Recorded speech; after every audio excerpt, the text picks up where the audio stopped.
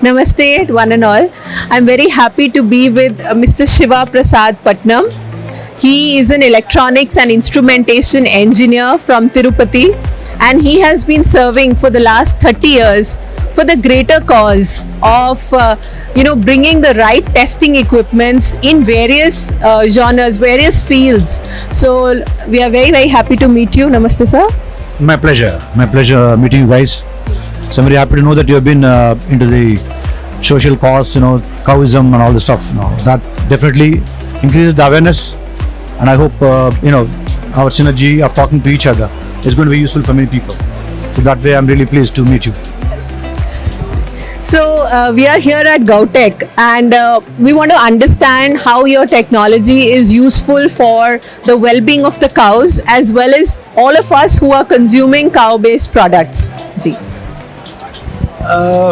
It's a very fundamental thing. Like to be healthy, first you need to see the roots of it. For example, as the ecosystem, whole ecosystem. The earth is the mother for every living being in this earth, right? So first comes the soil healthiness, then comes the products made out of the soil, say plants, and the byproducts, the fruits, whatever the seeds, and then the cows who consume that and then produce the products, byproducts like milk, ghee, and nowadays the Ayurveda, like cow urine, cow dung, is used for treating many diseases of the living beings. Primarily the human beings. So our fundamental testing and research equipment starts from soil testing. Say soil pH level, soil healthiness in terms of the nutrients in the soil to be able to feed the plants, the basic level of the nutrients levels, and then followed by the solubility, followed by the heavy metals, because if the heavy metals are more, then from there it goes into the plant, and the plant produces the seeds, and then the cows eat, and then we eat. All of us are fed with the heavy metals. So eventually we are all kidney, liver damages in a starting the lifetime. All this happen. So our testing and research solutions start from the earth, soil, followed by the plant, followed by the all other byproducts. So talking about soil, we all know that pesticide toxicity is very common and it's leading to so many diseases. So since it starts with the soil and it comes to us in the form of milk and other things that we are drinking, how can we know whether the milk that we are drinking is safe enough? It is below the level of allowed level of pesticides. Do any of your machines, can you talk a little bit about that? There are a lot of things happen in the process. As the technology grown and civilization went up, things changed a lot. The natural milk is being adulterated. So the many things are added to milk, either by need. For example, Amul, they pack the products, say Amul milk, for example. So if they have to pack, they have to make sure that its shelf life is increased. So in the process, they add certain basic, the chemicals. It could be preservatives, it could be anything. Sometimes it's sweeteners, for example. So they all has a shelf life. They all has a level of, so say something like, they should have certain level of ppm. Something like water quality, I don't know, all of you guys know or not. It should be less than 300 ppb for the consumption of any living being. But are you aware what is the level of ppbs? So that is the thing. So that's where it starts from. Let's say from the water level, water quality, TOC levels, we have TOC analyzer. And then comes adulteration checking. Once the product is packed, and we can take out the, after packing and check whether the level of the ppm levels of sulfates, chlorides, or, the preservatives are in limits by chromatography technology, like gas chromatography and liquid chromatography, to an extent that if it is a kind of a research, we can go to mass spectrometry to find the compound structure, even to check the identity of all the ingredients in the given product. So that way we have chromatography, spectroscopy, clinical diagnostic products, and then biotechnology, material science, and general lab equipment products. So we have every level.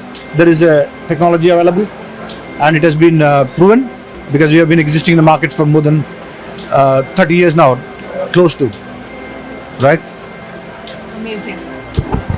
Also about the problem of cows eating plastic. Do you think technology can help us to at least understand how severe the problem is? Yeah, absolutely. Yeah, the technology can detect it. I think all of you science guys, if you are hearing to me, you should know that there's something called electromagnetic spectrum. So all the visibility light you are seeing, it's part of the electromagnetic spectrum. So plastic, for example, it falls into so-called spectrum, IR, infrared spectrum of a light, visible light, or the light which is available. So the sample which is exposed to IR spectrum can be easily tracked what kind of sample it is. It's a polyethylene, a the polystyrene. There are so many kinds of plastics available. So those plastics can be immediately detected. What is the level of plastic, whether plastic is available or not. IR spectrum, NIR spectrum can easily detect the plastic in the cow products, like from urine to milk. If you just take a sample and keep it in the IR spectrum, IR spectrometer, NIR spectrometer, you can easily detect there is harmful plastic inside it. And then you can see how to make this subside, how to make sure the feeding is done properly, so the plastic don't go inside and then it eventually comes into the products. So technology definitely seems to be the future, and we all need to move towards it to make sure that our cows are healthy and we are getting good products from the cow.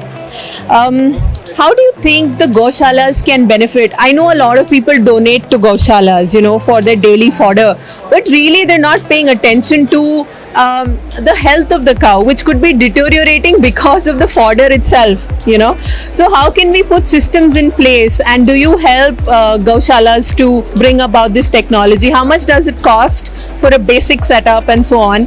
And of course, we will request donors to look at in that direction also. Yeah, one of the major problems in this industry is the technology awareness, first thing. Next thing is availability of technology.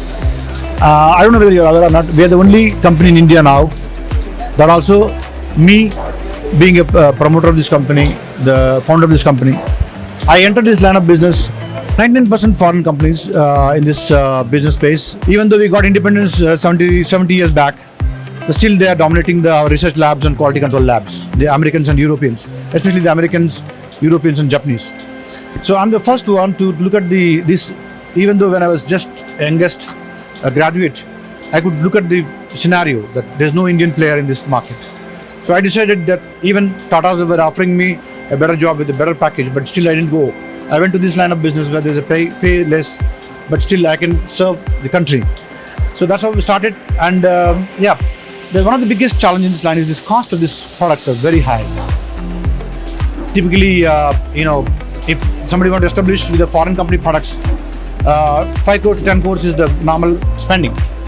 But being an Indian company with Modi, Prime Minister, Honorable Prime Minister Modi ji support, the Atmanirbhar Bharat and many schemes he brought to make up the Indian. So we are also having an association. I'm the president of the association, Analytical and Medical Instruments Manufacturers Association of India. So we are also in discussion with the Commerce Ministry for rolling out the policies in support of this kind of to make sure that people can afford to have it. Yeah, but one thing is sure that about the foreign companies, there are 5 crores, but our company being Indian, we are offering about 50 lakhs to 1 crore rupees of what the kind of cost gone down, at least say 30-40% of the cost of the actual cost of the products. But even this also is maybe for some Gaushalas who is they just coming up, they may have trouble to afford. So what I can do is first thing is to request you, because you are into this kind of services, to also jointly, if you want me to join from our association, we'll join together. We go to Commerce Ministry, we go to Finance Ministry, we go to the Gaushala and also the Animal Husbandry Ministry to request them to roll out the policies to support them with subsidies. So we are supporting the many industries. So why not this for the good cause? To make the healthy India, to make the Gaushala go the world, take over to the world. So this will be good initiative. But from our company, I already told you, like, we reduce the cost like anything. That is possible because of the Make in India. Many things we make it here, and by grace of God, now India is the capital of the IT industry. This technology has both hardware and software. The software also from India, so a lot of support. So that way our costing is going down. So typically 50 lakhs to 1 crore will be the costing, and the setting up the basic setup to from the the basics of soil testing to the byproduct testing. I'm very happy to share with you, we have many Goshalas already started using it. In Gujarat, there's a Goshala called Cows and Leaves in Silvas. It's near Daman and Silvas area, at the border of Gujarat and Maharashtra. So they have been a customer for the last 10 years. They've been using most of the products, and I was given to understand from my colleagues that they have been testing most of the products, and they are also exporting the urine and all the stuff which is packed. Yeah, so that is the thing. So even for export, do you guide people for what testings they need to go through and export? For example, Gomutra and cow dung export is difficult. A lot of things are coming in the way. So your machines and your technology and your guidance, do you think can help people reach out to bigger markets? See, one thing challenge was the equipment and capital costs of the products, which is sophisticated. The other thing is the methods. Something like pharmaceuticals, way back when I entered this line 30 years back, there was no methods. So we were following US pharmacopoeia, British pharmacopoeia, American pharmacopoeia, and eventually I'm very happy government of India established Indian pharmacopoeia.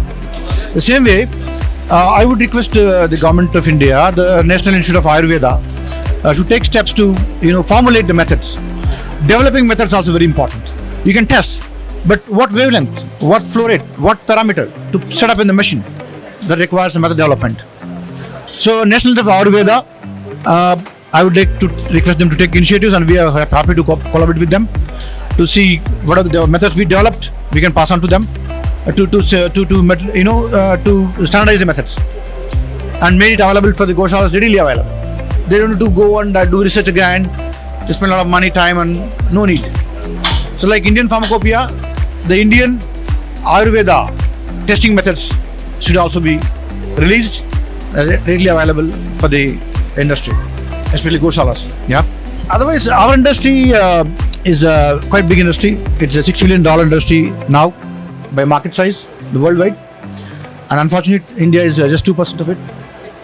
So my dream is to make sure that we go to world and take over all the market. And I have made the road plan, step by step.